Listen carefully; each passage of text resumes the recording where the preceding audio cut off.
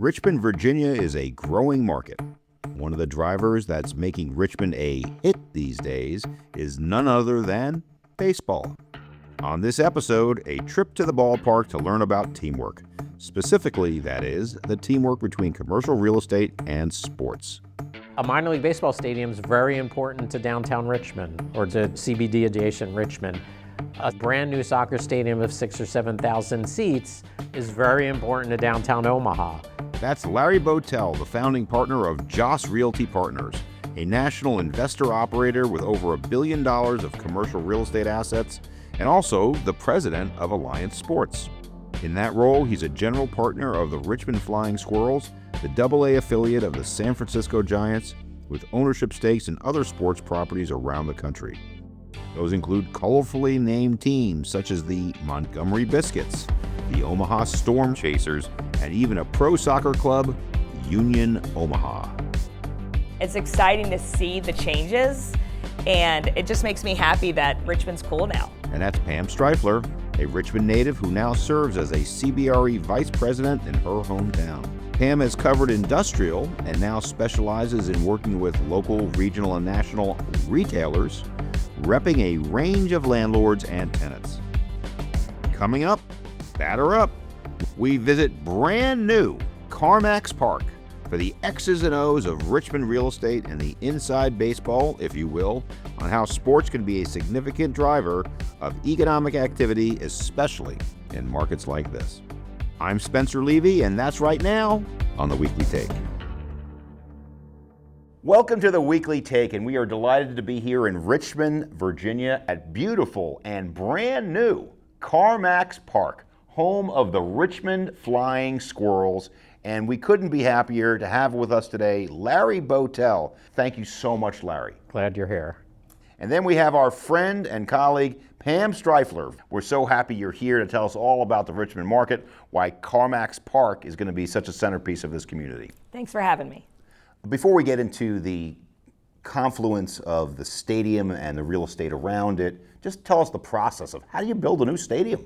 Yeah, well, you have to go back about 16 or 17 years when we relocated our minor league baseball team from Norwich, Connecticut to Richmond, Virginia, under the promise of getting a new stadium. Been a lot of trials and tribulations. We could probably have an entire podcast and a half about that and what's happened over that time period. But what we recognized in Richmond, which did come through, was that it's a great market, that it's a great city, that it has a lot of corporate sponsorship and a lot of corporate anchors that anchor the city, that it's a great place from a living perspective, that it's not expensive as other cities that have cultural and amenity and weather and things like that you see out there. And we've been able to, through the Flying Squirrels, establish ourselves as an important pillar of the community. Mm-hmm. And you got 1.2 million people in the market. You got, I think it's 12 Fortune 1000 companies. It's a Federal Reserve town. It's the state capital. So there is a lot going on here. And we're kind of at the top of the list, which is pretty cool. Very cool. And you didn't mention just simply your proximity, a couple hours from DC, a couple hours from the beach, not even a couple hours. Pam, you've been in Richmond for your whole career. Tell us about why now is the right time to be building in Richmond. We've always been centrally located, and I think what's really interesting now is that so much growth is happening here. It used to be a lot of local developers, and now you're seeing a lot of people who didn't think about Richmond, and now you're seeing developers from all over the country buying things. I mean, Ian, my partner, and I see a lot of development across the whole state of Virginia, and there's land that has been sitting for 100 years, and now there's like 3 offers on each piece of land. If you drive around Richmond, there's new developments coming up everywhere. Scott's Addition, which is where we are, used to be an industrial market, and now it's a lot of breweries, a lot of multifamily, and you're seeing people moving here from big cities, having the Flying Squirrels right here, where all the multifamilies going around. It's like cool to see everything happening, and I do think it's because we are affordable, and our city has had a lot of incentives to try to drive businesses here. And so that's been a huge part of why we're booming. So Larry, right back, let's go to the core question here. How has the world changed in that sports and real estate now go hand in hand? I'm not saying they were separate before, but now they're hand in hand. I mean, what's interesting and specific to Richmond, it takes more than just a stadium. I mean, we were right across the street. That stadium has been around for 40 years. We were there for 15. We did really well, right? Because we established ourselves in the community. The squirrels are a big deal here. And we were able to put 7,000 or 8,000 people a night into the Diamond. But the area around this didn't really, gentrify until the rest of Richmond started to gentrify in this area. What's interesting about it is it takes a little bit more than just, let's plop a stadium down here. You need public-private partnership. You need resources from the municipality to make the numbers work. I mean, that's the bottom line. If you go through the history of how we got here, if the city didn't just step up, Richmond and the mayor, and write us a check to help build this stadium, it would have never happened, right? Because the numbers just don't work. It has to all come together one way or the other, and then you can reap the benefits of it. 20 years ago, we tried to get a new stadium, and no one could pull it off until you guys. So it's been a major feat, and I know a big process, but it's huge that it's happened. And you're right, everything seems to be converging on this area at the right time, and that's why it's almost like the perfect storm or the perfect thing to happen at once. The public-private partnership, that seems to be how all these major stadiums are being built. Tell us how it works. It comes down to financing, right? This is a $130 million stadium. How does that get financed? We signed a lease, and it's been pretty publicly documented. We're paying $3 million a year in rent, which is a burden for a minor league baseball team. But it doesn't nearly cover $130 million in debt service, right? And the other part that's interesting is that a stadium is not like a strip mall or an office building or a hotel. If we're not playing here, it has no value. Right? So it's about what surrounds it that really makes it a real estate venture that can have a profit aspect to it, or that the team does well enough in the stadium to be able to become profitable and enhance value on the team. If you're building an office building, you go get a loan, you get some equity, you return lots to people, when you sell it, right? And that's how you do a real estate development. A stadium doesn't work that way. Stadium needs outside resources.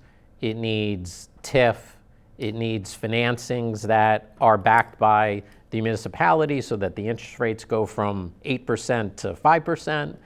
These factors all contribute where you can actually make the numbers work. The city wrote us a check, literally, off of their general obligation bonds for $110 million.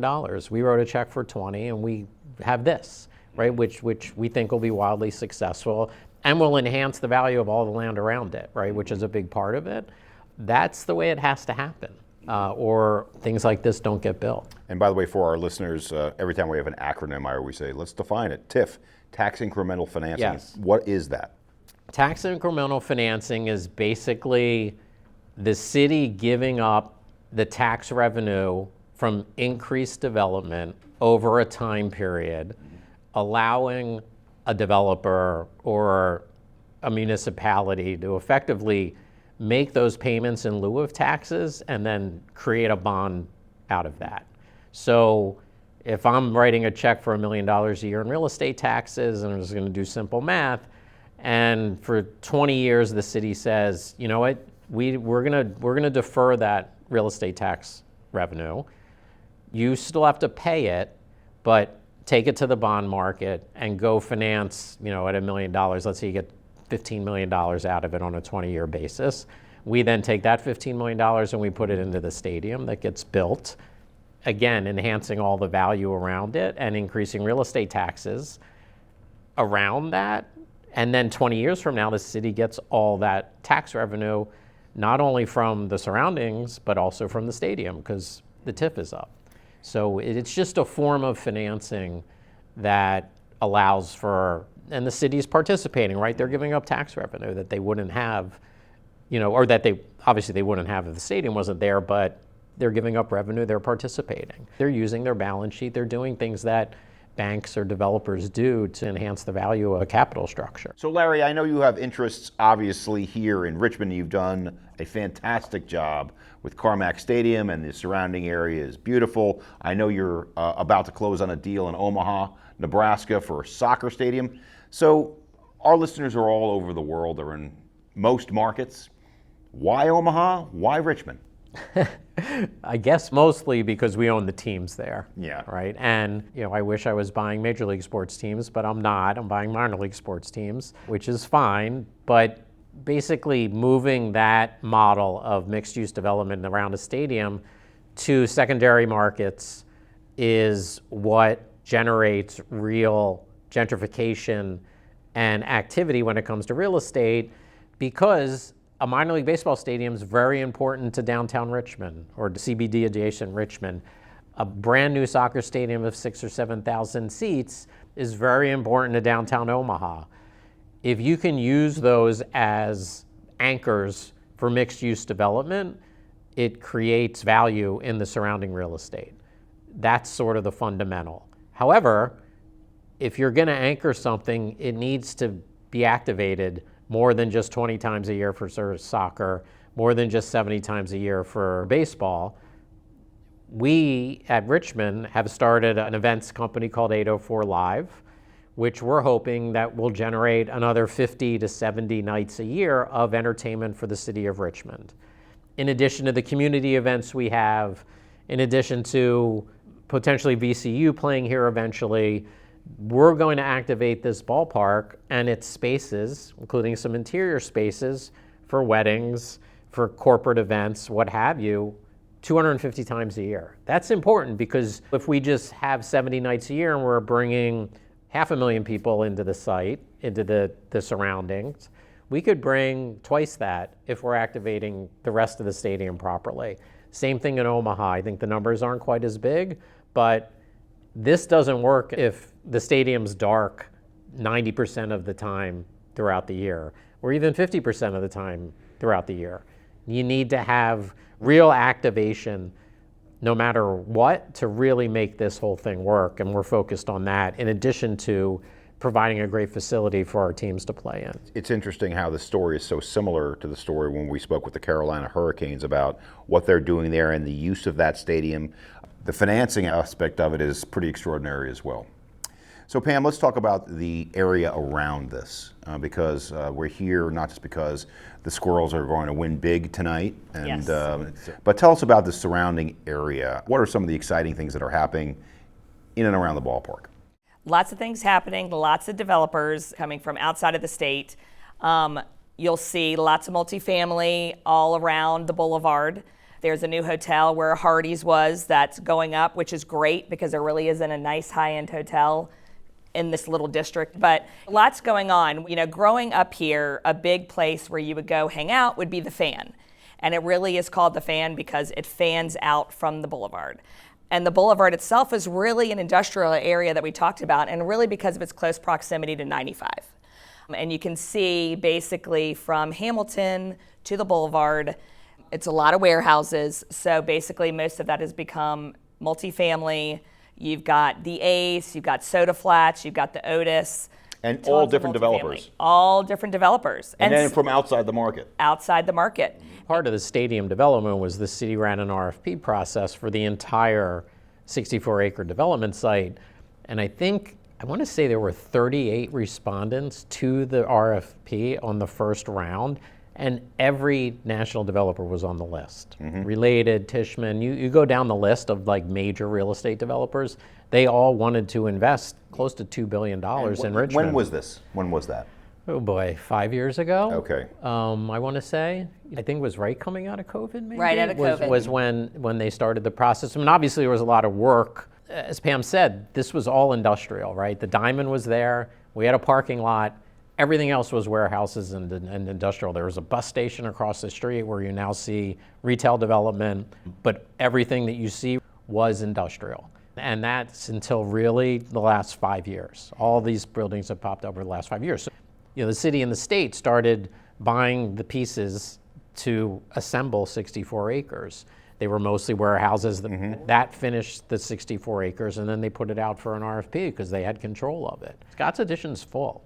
Like there's no more development sites in Scott's Addition. Now it's moving over here, right, where a New York developer just announced a major high-end apartment complex on the old bus station right across the street from the old Diamond. So you're seeing money come in from New York and other places that wasn't here for our 15 years being here before this. Not to oversimplify it, but when I see markets and I see submarkets, I always go to my 5 factors of awesome. Okay, this is capital, human capital, live, work, play, infrastructure, and then the key, foreign money. Now, most of the time when I say foreign money, I mean international capital. Capital that comes from outside the market, super healthy, because it gives your market the good housekeeping seal of approval, because capital and labor can go anywhere, but they'll go to where the best opportunity. And I guess that's what they're seeing today, right, Pam? You're seeing it all over the place. And it used to be you could name exactly, oh, this person owns this person owns this. And it's just interesting. I mean, just the flood of people that are coming here, and they're all from out of the market. So it's exciting time for Richmond. It's exciting to see the changes, and it just makes me happy that Richmond's cool now, because, you know, it wasn't before. You mentioned human capital, right? And I'm a big proponent of how important human capital is. I mean, look at New York and how it's recovered through what everyone thought was the end of New York, which I think I've now lived through 3 or 4 times. By the way, and the number one reason is talent. It's about talent, human capital. They want to be there. Our kids want to be there. That's why it bounces back every time. As segue to Richmond, right, where you don't think necessarily human capital in Richmond, but VCU, the University of Richmond, the education system that's here. You know, the Richmond Flying Squirrels are the AA affiliate of the San Francisco Giants, right? 3,000 miles away. They love it here because the players, and AA is a big development, level, right? They want their players to stay here. They want them to go through a whole season. The Giants just love it here too much because their players love it here too much. And that's been going on even before they've been playing in now what is a major league facility. So let's take a little sidebar here for a second, because I don't think a lot of people understand exactly how minor league baseball works. You own the stadium, but the team controls the players. The city owns the stadium. City owns the stadium. You lease the we stadium. lease the stadium we've leased it for 30 years. But you don't own Triple the team net. per se, like the players. It's evolved, but where we are right now, and the big change that happened just out of COVID was Major League Baseball took over minor league baseball. And the fundamental aspect of that, and what we all were reminded of, is that minor league baseball is for development. It's for player development. Major League Baseball got very frustrated because there were owners out there that just weren't doing the right thing with regards to maintaining their stadium, providing the right facilities, taking care of the players, whether that's lodging, food, what have you. So they're like, well, the only way to do that is to take over the business, which they did. So we are now franchisees of Major League Baseball, which has a lot of positive aspects to it. Like, we're run by probably the best league in the world, which was a big change from where we were before, but we have to be focused on development. And part of why the stadium got built was because Major League Baseball was like, Richmond, we're done with you. You've refused to build a new stadium. The Braves left. Now we're going to take the Squirrels from you unless you figure this out. And that eventually led to the city writing that check, which again, I think was the cornerstone to this getting done. Fundamentally, it's about development. So we don't pay the players, we don't pay the management. You got to make it about fun, family, affordable entertainment, right? So that's how the businesses sort of coalesced and come together. And it works, right? Because that's what it is. It is good family, affordable entertainment. Now we have a new stadium where we can also maximize revenue with premium spaces and clubs and suites and things like that, which we never had before. So we have this diverse fan base and a diverse set of offerings now that we can really monetize this. How much is that affordability angle making Richmond, not just the ballpark, not just the stands, fans, but all businesses around say, I want to do this? And I'll mention one other thing. I know the big data center's going up right here. Why that? I mean, I think affordability is huge for Richmond. It's just how it is. They are not showy people, Richmond people, they're very frugal. You've got all the businesses, and I'm seeing it happen. They're all sponsoring here. They're all getting boxes. Let's do it on a Tuesday night, a Thursday night. CBRE, our office is doing it tonight. And I think it's affordable, it's walkable, and I think it's something that everybody wants to be involved in. And I think that's one thing that I didn't mention before is because people want to be in this area so much, you're seeing even large office users trying to find space in Scott's Addition, which is very hard to find because you want to attract young professionals. They don't want to be out in the suburbs. They want to be somewhere cool and hip, and they can walk across the street and have a beer afterwards. This is a very good transition to real estate. How has the real estate market evolved post-COVID in office and elsewhere? I'm gonna keep it to sports though, because the big, I guess, example that everyone throws out to the success of sports, real estate, mixed-use development is the Battery in Atlanta.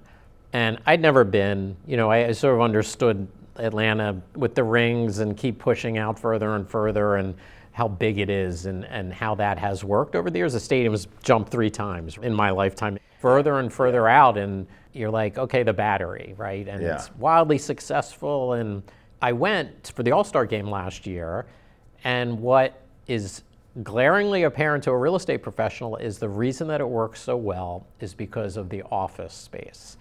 They have millions of square feet of office space. Before COVID, they signed and started the development, and they signed multiple headquarter leases for firms in Atlanta who wanted to be in Class A office space. Then everything else came, right? The retail, then you have the stadium, all the retail, all the multifamily. It wouldn't be there without the office. We saw it here when we were at the Diamond. We didn't generate any development. Right? We were there for 15 years, being very successful, bringing in 400,000 or 500,000 people a year. There was nothing happening around here. You need other things. And I think office is the most important thing to these mixed-use developments because it brings somebody there every day. It brings them for breakfast, lunch, and maybe even dinner. And without those economic drivers, it's really hard to build a mixed-use development around somebody living there who goes off to an office somewhere else or 80 days a year in a ballpark. You need office because that's what brings the people, that's what brings the spending on a very consistent basis. Right. This is what I call now, here's your new term of the day, CBD-adjacent, right? We are not in the tower section of Richmond, which is probably, 4 miles from where we're sitting right now. We're CBD-adjacent. And you know where CBD-adjacent is doing great things? Everywhere. It's doing great things in Los Angeles, where Los Angeles, the downtown, is not doing as well. Century City, amazing. Dallas, one of the great cities in America. Downtown Dallas, not doing great. You know what's doing great? North Dallas, CBD adjacent. Third Ward in Milwaukee, I can go right down the list. So, Larry, in your experience of being, in your own words, an office person, do you agree that that's been a significant change in the market? I'm not sure it's a change, but we've done a lot of investing in DC, right? Which has Tyson's Corner, it has Bethesda, it has Silver Spring. And that was sort of driven by the fact that you couldn't build anything over 12 stories in downtown DC, so it had to spread. I think when you think about Richmond, especially with regards to office, you have the state government, it's a lot of greenery and a state capitol, and it just doesn't have that downtown feeling that sort of sucks everybody in. If you look at where office space has developed downtown, it's by the water, on the river, and the park. And they've just built an amphitheater there. So you have this little sub-pocket, which I would call CBD adjacent, even though it's kind of right there, that has developed where new office product has been built. This should become that too. It needs to evolve that way, and in these secondary markets, I think you can create a CBD adjacent with a driver like this, along with the gentrification that surrounds it. And Pam, when we're talking about drivers, what's it going to take for Richmond to get to that next level? I mean, I feel like we're on our way. I mean, I remember when we were bidding to try to get our airport to the next level, and for whatever reason, it didn't work out. And so what happened? it became Charlotte. Like, they got what we basically turned down and didn't do. And you can see what's happened in downtown Charlotte, how much it's grown and thrived. By the way, near the ballpark. I mean, Yes, again, near the ballpark. Charlotte is a classic example of CBD adjacent. They are. They are. And a lot of that started with the airport. And I remember that whole thing where we lost it. And it was like a loss for us. At the same time, you've got Richmond people who will say, I'm glad we don't have that. I think we're on our way, and I think you can see the growth. You can see every day when we're looking at Land Vision and Land Glide, and you're looking at pieces of property. If you go down Arthur Ashe and you take a left on Broad or a right, you can go down each parcel and you can see what's traded hands and how fast it's happening. And the fan that used to be affordable now is a house that used to be $350 is now $1.5 million. Like, we're kind of DC prices, but a little bit cheaper.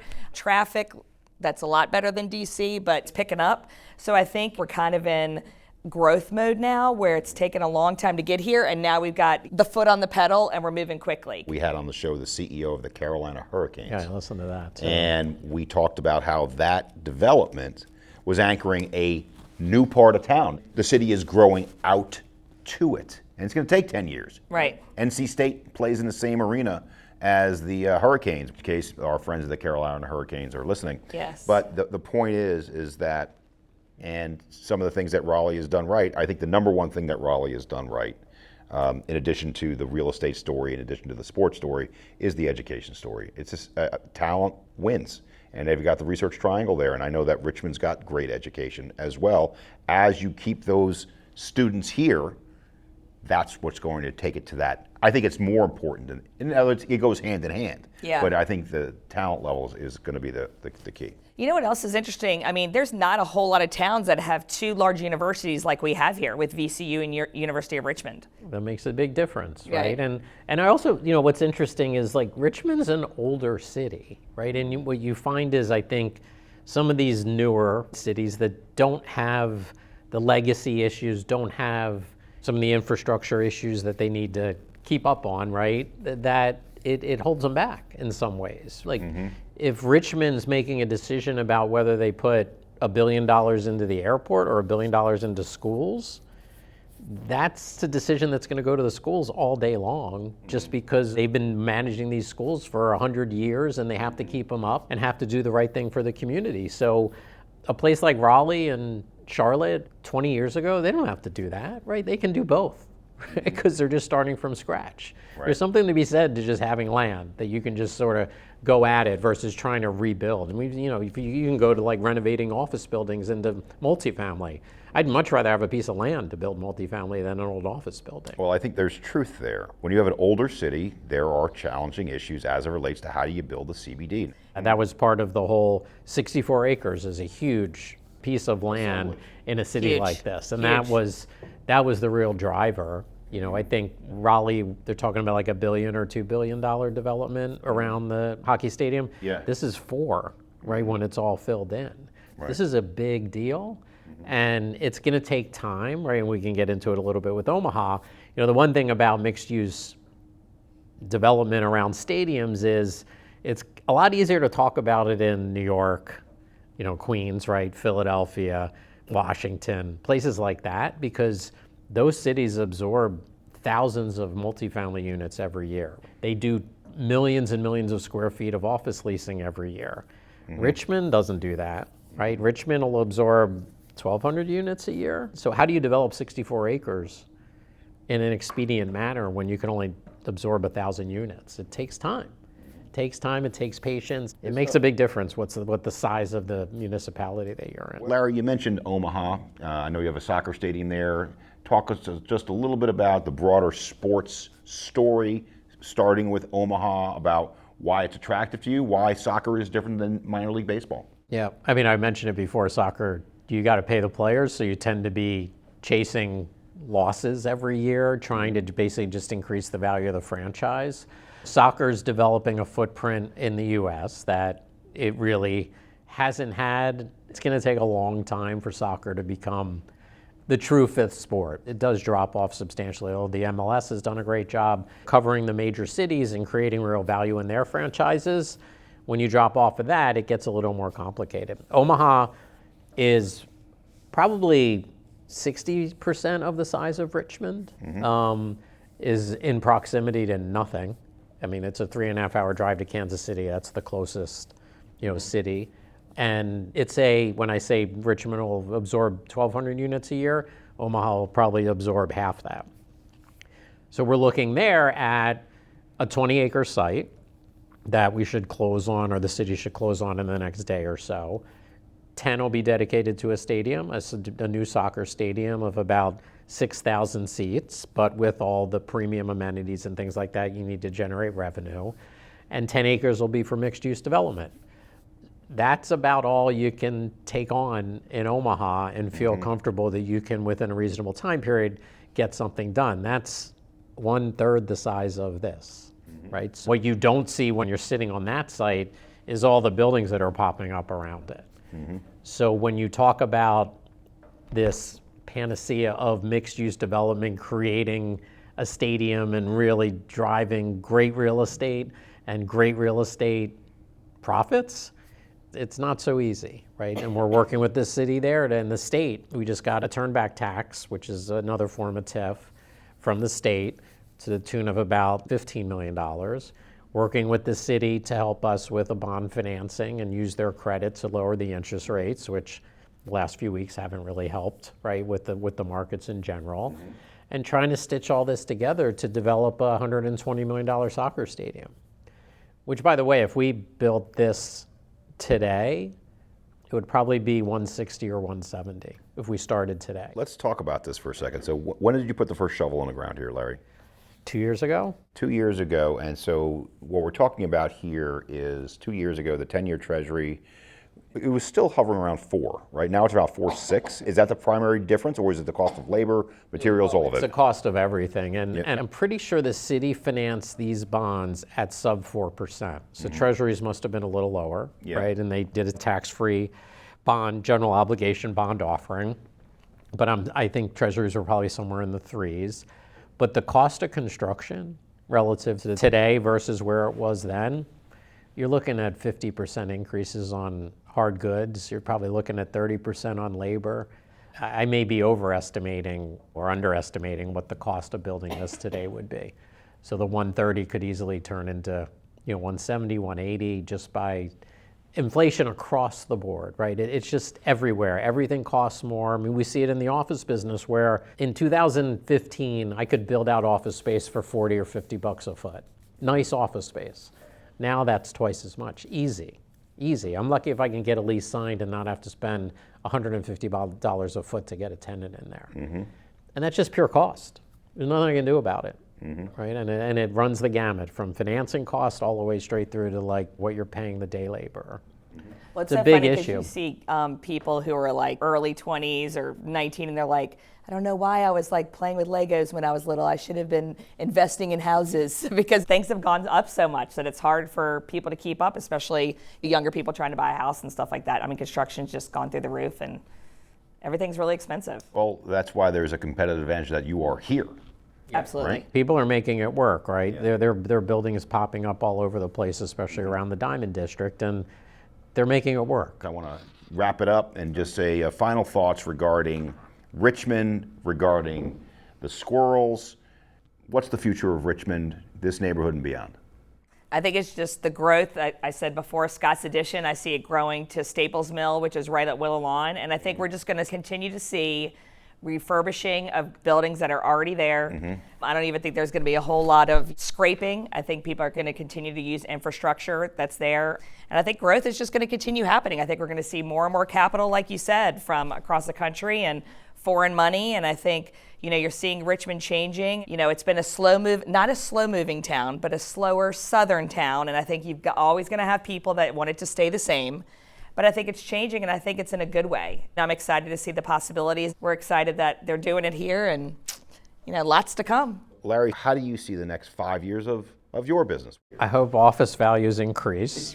That's 80% of my answer. The other 20% of the answer is look, having this come to fruition, and then hopefully the same thing will happen in Omaha. Now we have to execute.